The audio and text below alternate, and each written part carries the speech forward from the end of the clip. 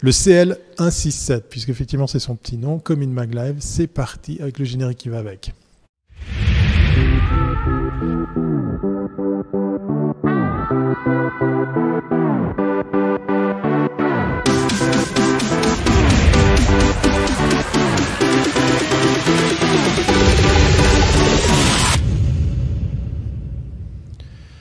Le deuxième jour de la semaine qu'on va se souhaiter bonne, une belle semaine. Hein, on va dire que ça a bien allé. Et pour bien aller, on a aussi un chouette invité qui nous attend au fond du studio. De qui s'agit-il de quoi va-t-on parler avec lui ? Alors voilà, depuis 13 ans, l'unité muséographique du groupe Point Prod Actua a déployé son expertise scientifique, artistique et didactique avec les musées. Aujourd'hui, ce département devient une agence à part entière et c'est Guillaume Houillet, notre ami Guillaume, ancien directeur de l'agence Détail, qui va le diriger. Voilà, on l'a trouvé, nous. L'occasion d'en savoir plus sur cette one-stop shop, j'adore ce genre de truc, ce terme, ça veut tout rien dire, qui se propose de réinventer les interactions muséales et expérientielles. Salut mon Guillaume, comment tu vas ? Bienvenue à bord. Ça nous fait tellement plaisir Salut de t'avoir. On t'a cherché, hein. Les deux compères. On peut le dire. Oui, c'était pas chose facile. Voilà, il est là, il est dans les murs de Come in Mag Live. Ouf. Ça nous fait très plaisir. Allez, première capsule. Ça me fait très plaisir aussi.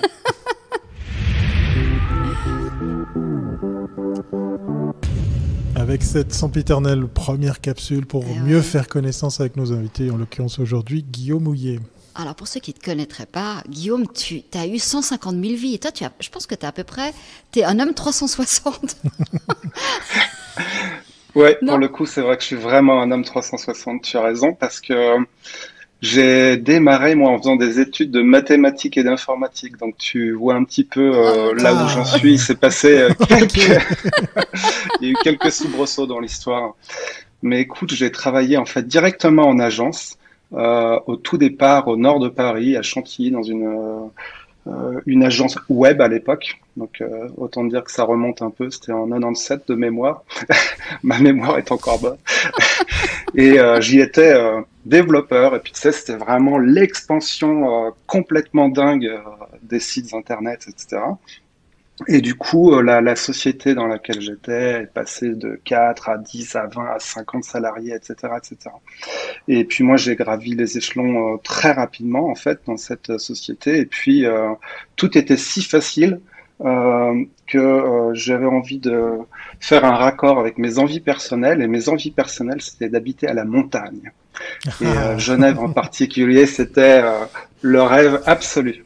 Et j'ai fini par réussir à convaincre les deux boss pour lesquels je bossais que effectivement Genève c'était the place to be pour avoir une agence.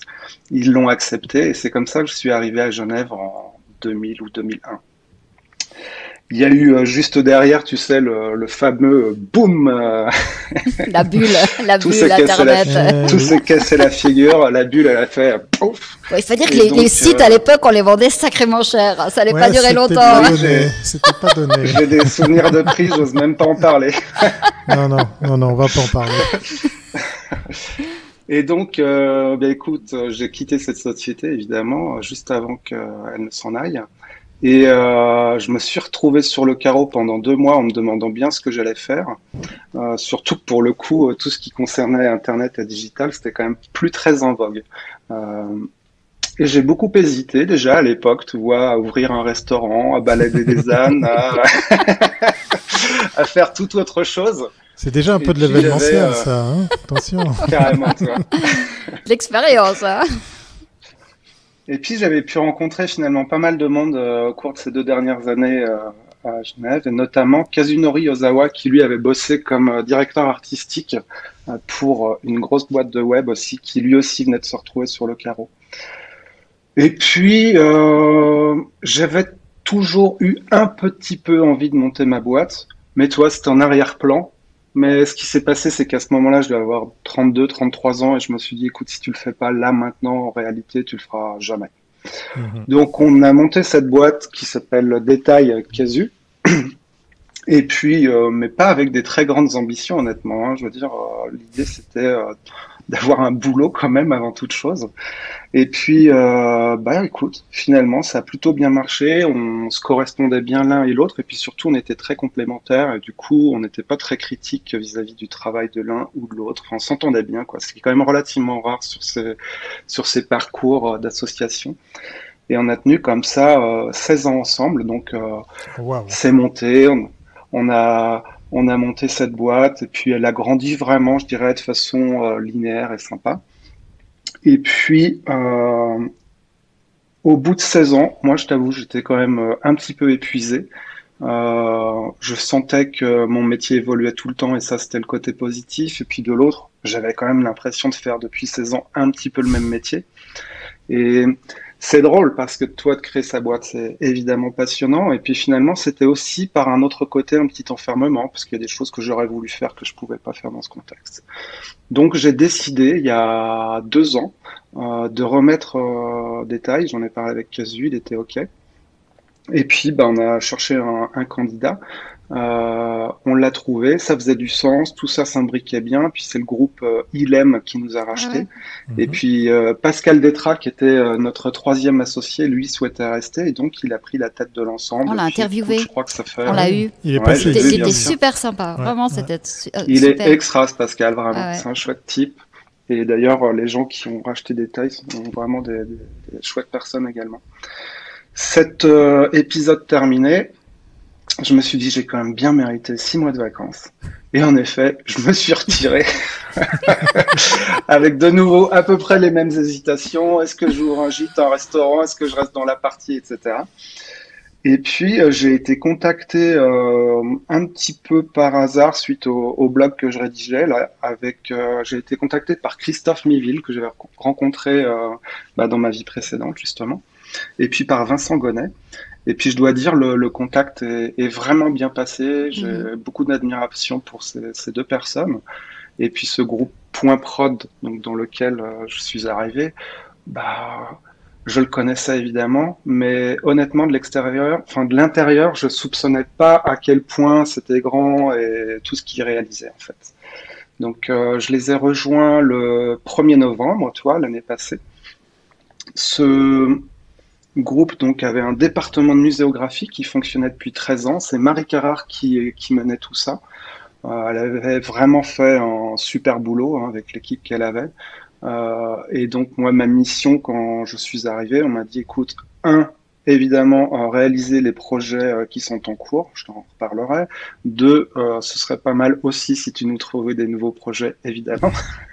Et 3, on va en profiter pour lancer l'agence. C'était un projet qui existait déjà, ils n'avaient pas eu le temps de le faire, donc j'arrivais à point nommé pour faire cette transition et puis lancer cette agence donc narrative qui appartient maintenant au groupe Point Prod. Mais ce que je trouve intéressant quand je parlais de 360, c'était que chez Détail, tu t'étais aussi préoccupé de l'édition, il y avait de la création. Je veux dire, c'était pas qu'une agence web. Et donc toi, tu as toujours été intéressé par tous les modes de communication. Parce qu'après, évidemment, le digital est arrivé. Donc voilà, donc t'étais pas qu'un développeur stricto sensu, quoi. Non, clairement. Parce que je pense que ça joue un rôle dans ce que tu vas faire maintenant. Oui, c'est vrai. On a vraiment démarré à cette époque en faisant de l'édition, effectivement, quasi exclusivement, puis du web, puis de l'appli, etc. Et puis à la fin, on montait des opérations véritablement 360 degrés avec des événements, etc. Enfin, c'était devenu une grosse machine, effectivement. Parfait. Alors, on va passer à la deuxième capsule. Avec grand plaisir.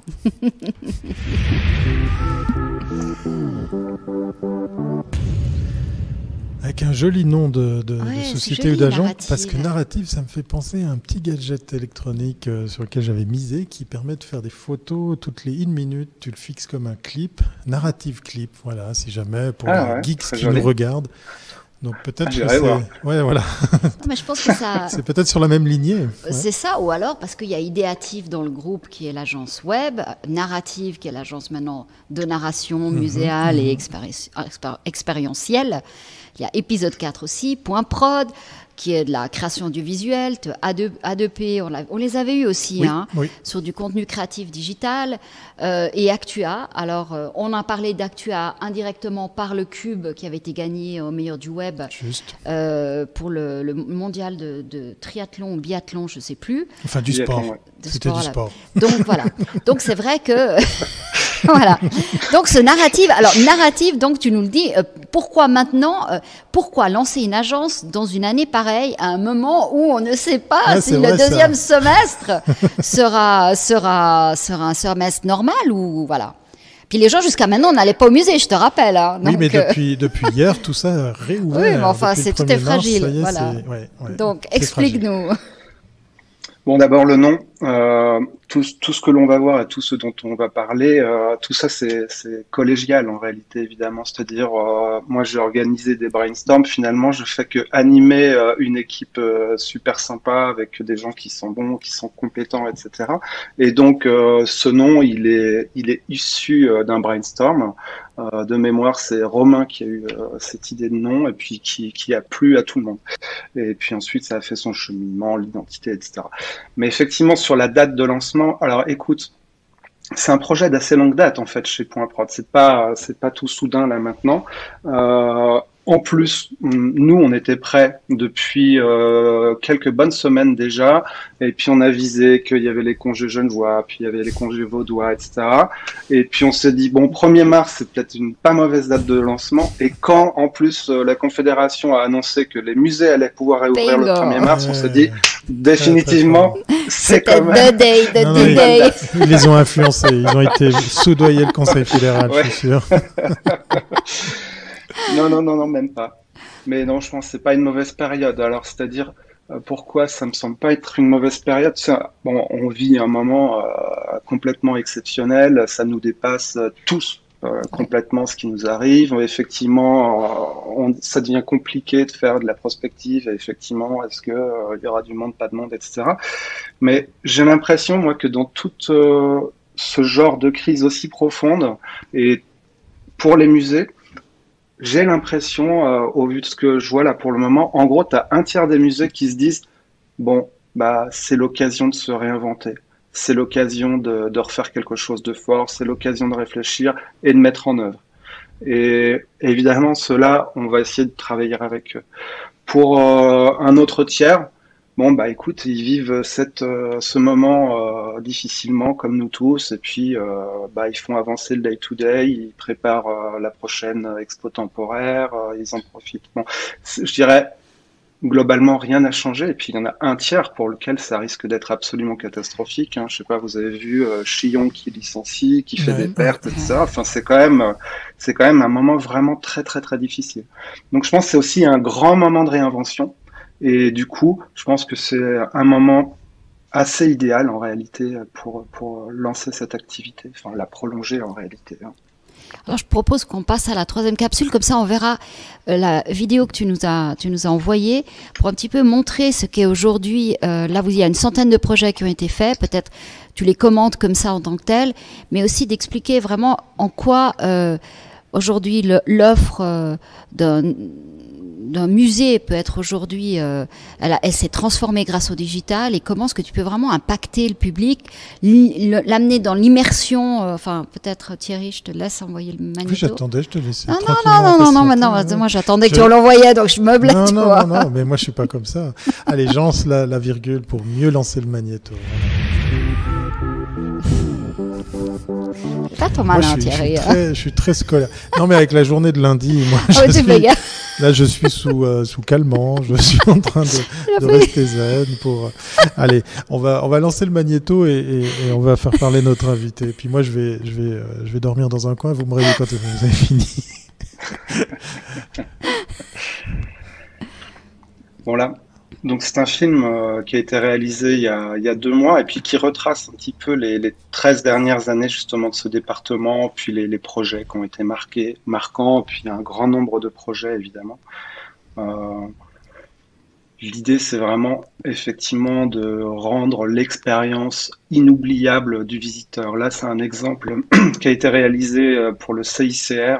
Et puis l'objectif, c'était de faire vivre une expérience vraiment incroyable aux gens qui viennent et qui se sentent dans une situation où ils devaient prendre des décisions, etc. Bon, ça balaye un peu vite, évidemment.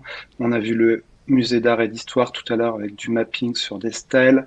Là, ce sont des choses plus privées, tu vois, pour Harry Winston. Celle-ci, musée du Léman à Nyon, je l'ai trouvé fantastique. Ça explique le tsunami qu'il y a eu en 500 et quelques sur le Léman. Elle est passionnante, cette exposition, puis elle est vraiment jolie. Juste Parce qu'évidemment, avant j'ai pas pu de... tout... Voilà, on pourra pas tout commenter, mais on profite de regarder ces images pour se donner envie d'aller voir tout ça. Est-ce que tu as le sentiment que cette crise a accéléré l'inventivité, l'obligation de se réinventer? Parce que là, je vois des choses très belles, ça, c'était avant technologiques. la crise, déjà. Oui, non, mais est-ce que justement par rapport à cette crise, on va avoir plus en plus ce genre de choses où les musées proposent bien plus que juste un truc sous verre devant lequel tu passes 2 secondes. Enfin, je schématise, je fais exprès de grossir le trait. Pour moi, c'est certain. Évidemment, on va avoir toujours. Enfin, nous, notre boulot, c'est d'arriver dans un musée et puis ce que l'on souhaite, c'est essayer de rendre l'expérience du visiteur plus intéressante. Ça, c'est des moyens qui vont lui faciliter la compréhension. L'idée, c'est de mieux expliquer, de partager une expérience, vraiment, de faire en sorte que le visiteur vive une expérience et qu'il ressorte de là en disant waouh, quand même, c'était chouette. Mais on n'est pas là pour mettre du digital et du numérique partout. Typiquement, je suis allé voir le jardin botanique, tu vas voir des jolies roses et des jolies fleurs. Évidemment qu'on va pas les mettre derrière une application, je sais pas quoi. Il y a des fois où ça fait sens et des fois où ça fait pas sens. Puis c'est là justement à nous d'être suffisamment intelligents pour que ça perturbe pas la visite, mais qu'au contraire, ça l'augmente, ça l'agrémente, etc. Là, le gros dilemme du moment pour les musées, c'est est-ce qu'on passe sur des galeries virtuelles? Est-ce que non, on veut vraiment les gens dedans? Nous, on est en train d'essayer de faire un espèce de mixte de tout ça, justement, et qu'au contraire, l'expérience digitale, elle soit presque comme un teasing, tu vois, dans la com avant, et qu'elle te donne envie de venir au musée en vrai pour voir la suite. Donc, c'est un peu une espèce de pièce zéro de ton musée dans lequel tu pourrais commencer à voir quelques œuvres, quelques objets, et que ça t'intrigue suffisamment pour que tu aies envie de voir une suite. Ce sont des exemples de choses sur lesquelles on travaille en ce moment. Mais je pense que de plus en plus, les deux vont s'interconnecter, enfin, comme dans toute la vie globale. C'est-à-dire que tu auras du présentiel, tu as envie d'aller au musée en réalité, et puis un petit peu de digital avant, un petit peu après, etc. Je pense que ça fait complètement sens. Là, on voyait à la fin de la vidéo, tu as un mélange d'outils. Aujourd'hui, les hologrammes, la réalité augmentée, la réalité virtuelle. Est-ce que tout ça, c'est des budgets très importants ou on arrive aujourd'hui à... Disons, ça s'est suffisamment démocratisé pour que... Tout le monde puisse le payer. Ouais, tout le monde puisse l'offrir, même le petit musée local, il puisse l'avoir. Je sais pas, j'ai aucune idée au niveau des prix pour ce genre de choses. Eh bien, toi, la réalité de ce que j'ai découvert, évidemment, les références avec lesquelles on avait travaillé par le passé, ça va du musée olympique. Alors, je vais pas dire jusqu'où parce que ils vont se sentir petits, du coup, c'est un peu nul, mon idée. Mais bref, on travaille avec des tout petits musées, avec des très grands musées, et puis effectivement, tu as des fourchettes de prix de là à là. Mais ces moyens technologiques, en tous les cas, ceux que tu cites, mapping, hologramme, etc., j'étais assez agréablement surpris. Non, en fait, c'est pas très cher. Et puis, tu sais, c'est des expertises qui sont déjà relativement anciennes. Quand tu vois les hologrammes, moi, je me rappelle quand je me baladais à Bâle au salon horloger, ça fait 10 ans qu'il y en a, en fait. Ouais, donc, ça s'est quand même considérablement démocratisé. Mais par contre, dans ces outils technologiques, il y en a qui font toujours leur petit effet. Je trouve un beau mapping qui est bien fait. Voilà, on l'a vu dans le film, c'est pour expliquer des stèles romaines, et puis on vient au travers d'un film t'expliquer, puis en même temps, tu vois les lettres qui s'illuminent de là où on te parle. Ou ce qui a été fait pour le musée du Léman avec cette maquette du lac Léman, avec enfin le lac de tsunami, Genève, on dit non? Pardon. Les Alpes, etc. Non, cherche les ennuis. Provocation gratuite. Non, moi c'est bon. Bon, c'est déjà un Parisien qui a su dire 97. Hein. Ça, c'est déjà bien. Toc. Bon. Voilà. Ça, donc il y a un très beau mapping qui est fait sur cette maquette. Franchement, ça aide beaucoup à la compréhension. Tu vois où la première avalanche de rochers a eu lieu. Tu vois ensuite justement ce tsunami qui se déplace, mais en fait qui revient, puis qui revient, puis qui revient. Enfin, donc tout ça, on le comprend à l'aide de cette maquette en fait. Et voilà, donc ce que je disais, c'est que tu as certains outils qui ont vraiment la préférence des utilisateurs. C'est-à-dire, quand on voit un mapping, quand on voit un hologramme, on est encore souvent scotché, puis ça nous rend attentifs à ce qui se passe, quoi. Mais quand vos interventions, elles arrivent dans un moment où vous faites partie de la création de l'expérience globale, où on vous appelle pour des choses très ponctuelles, juste parce que tout d'un coup, il faut animer une animation et puis on a besoin de vous. Comment ça se passe, toute cette discussion? Voilà.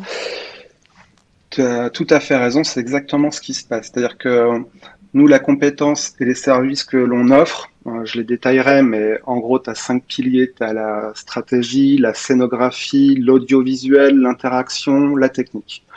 Il y a des musées pour lesquels on nous dit, voilà, alors typiquement CICR, on a ce problème-là, c'est ça que l'on voudrait raconter aux gens. Et puis là, il y a vraiment un travail d'équipe avec le musée pour réfléchir à une scénographie, à comment on va pouvoir faire participer le visiteur, à comment on va le titiller, à comment il va comprendre en fait ce que l'on souhaite lui expliquer. Et là, dans ce cas-là, c'est vraiment un projet complet, total. Je veux dire, à la fin, on vient installer des projecteurs, on vient installer une grande tente, on vient installer des outils techniques, etc.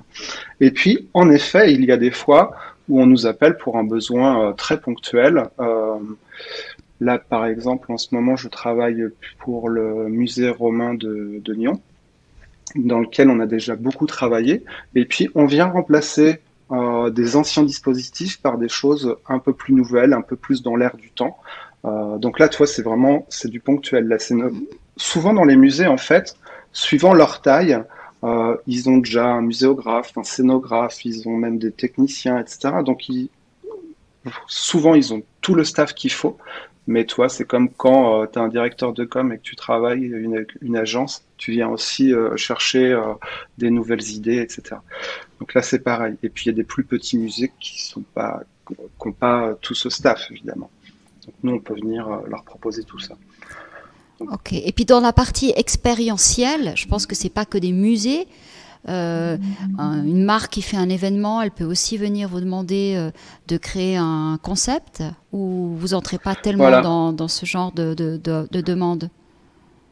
Alors, la mission que m'a confiée Vincent Gonnet, elle est d'ouvrir cette agence, mais également de l'élargir, justement. C'est vrai que par le passé, la plupart de nos clients étaient des musées, et c'est très bien ainsi, et on va continuer, bien évidemment, de travailler avec des musées. Mais on voudrait l'ouvrir, parce que finalement, ces compétences-là, elles peuvent aussi bien servir pour d'autres industries. Je pense, moi, notamment, tu vois, les manufacturiers horlogères. Oui. Ce dont je me rappelle, c'est que avant moi d'avoir visité une manufacture horlogère, j'avais un peu l'impression que la valeur d'une montre était très exagérée. Et puis quand on va visiter cette manufacture, qu'on réalise tous les gens qui travaillent, le détail qui est apporté à chacun des composants, etc. Enfin bref, c'est vraiment une vraie expérience, et elle nous transforme, elle transforme notre idée par rapport à cet objet. Donc j'aimerais beaucoup que l'on arrive effectivement à mettre en place des expériences au sein de manufactures, mais au sein d'industries. Toi, visiter un barrage hydroélectrique, par exemple, c'est aussi quelque chose qui peut être captivant. Voilà. Mais tout ça, ça demande de l'expérience. Comment on va attirer le visiteur, qu'est-ce qu'on va lui expliquer, dans quel ordre, comment ça va se passer, etc. Et c'est vraiment ça notre job. Et du coup, donc, oui, de l'élargir depuis les musées, mais à l'industrie. Et je dirais même que c'est des compétences que l'on pourrait apporter à certaines boutiques pour justement de plus en plus, tu vois, ces boutiques, en particulier dans le luxe, mais pas uniquement. Exact. De donner raison d'être là. Excuse. Ouais, Ouais. elles souhaitent absolument faire vivre des expériences à leurs visiteurs. On vient plus juste acheter un truc. On- le plus on vit une expérience, le plus on aura envie de repartir avec un objet. On a vu aussi des chocolatiers qui ont tous créé leur musée. Ça, c'était une grande mode avant la pandémie. Alors, je sais pas, ça c'est évidemment, je pense que tout ça s'est arrêté. Mais on s'aperçoit qu'une marque, elle peut vraiment créer un environnement très ludique, puis immersif aussi. Et puis tu t'aperçois, parce que bon, le chocolat tout le monde en mange, mais là c'est rempli. C'est vraiment c'est des vraies expériences et ça amène quelque chose à la marque. Tu penses que ça va reprendre?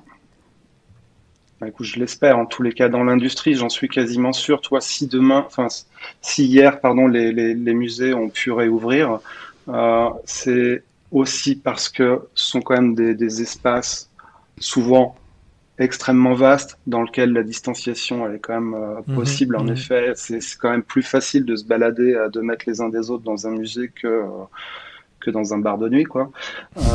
Même si c'est sympa aussi à visiter, hein. Mais c'est un autre débat. J'adore les deux. J'adore Oui, les deux. voilà, on est d'accord. Moi aussi. Mais voilà, donc la réouverture des musées, enfin, je veux dire, on souhaite tous quand même se sortir de cette situation de Covid. Donc, je pense que même avec un virus Covid, etc., les musées peuvent réouvrir. Et puis probablement, oui, ces musées de marque, de chocolat, etc., réouvriront aussi, je l'espère, bientôt. Enfin, On va passer à la dernière capsule qui nous permet de parler de l'après aussi. La véritable question, hein, le retour à la normale ou une certaine normalité du monde de l'événementiel, c'est ça, Victoria? C'est ça. Quel sera l'événementiel après? Parce que maintenant, pas simplement parce qu'on n'a pas pu se voir, mais parce que pendant qu'on ne pouvait pas se voir, on a développé des offres digitales qui fonctionnent. Et je me demandais si on va finalement se dire que certains types d'opérations fonctionnent finalement très bien et peuvent se limiter au digital, et qu'on pourrait imaginer que être ensemble, c'est autre chose que simplement de suivre une conférence, puis d'aller faire un networking et puis manger 3 cacahuètes, tu vois. Est-ce qu'on peut déjà imaginer, est-ce que vous avez une réflexion ou tu as entamé une réflexion sur qu'est-ce que sera l'événementiel? Vivre ensemble, une expérience, c'est quoi? Ce sera quoi? écoute, je pense qu'en effet, ça va plier probablement définitivement certains événements, ça, c'est certain. Mais il suffit de voir les prairies autour du lac des jours printaniers comme ceux-là. Tu vois bien qu'on a tous très besoin, au contraire, de se revoir, de se rencontrer, Non, non, non, on n'est pas ensemble. On est dans un espace, mais on n'est pas ensemble. Je sais pas. Moi, j'ai eu l'occasion de revoir des amis sur le bord du lac. Pas nombreux. Hein. Alors, Coming Live ne cautionne pas les propos de notre invité. Non, ça n'engage que lui. Au-delà de 5, c'est interdit.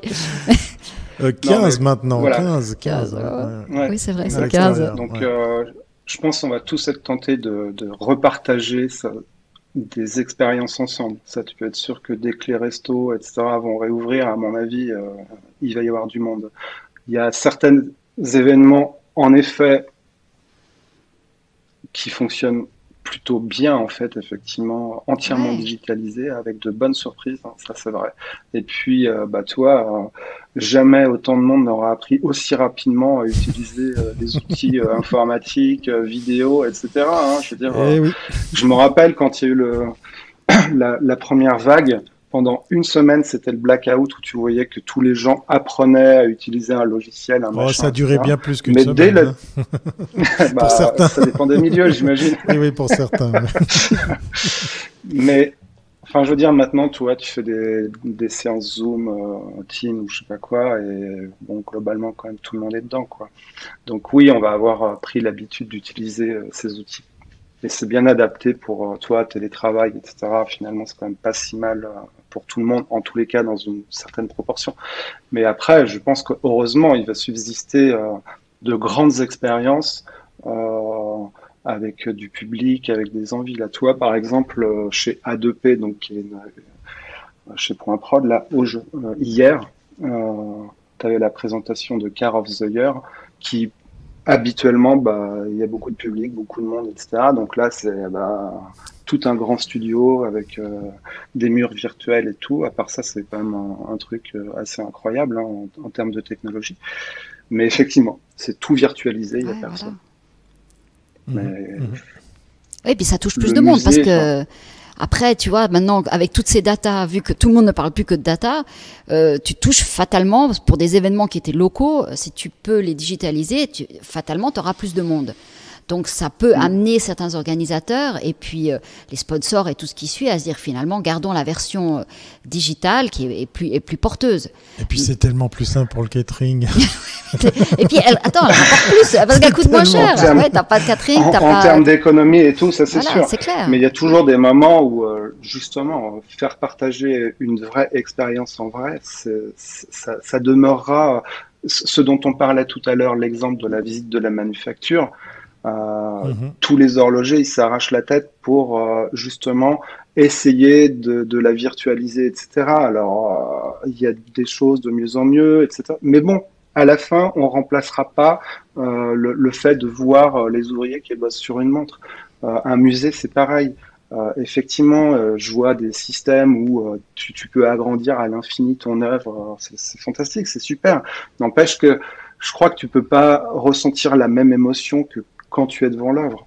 Donc, moi, je suis pas très inquiet quand même. Je pense que demain, les gens y retourneront. Tu penses, dès qu'on va retrouver des conditions un peu normales, on va se précipiter sur toutes les choses qu'on n'a pas eu le droit de faire. Enfin, on laisse faire.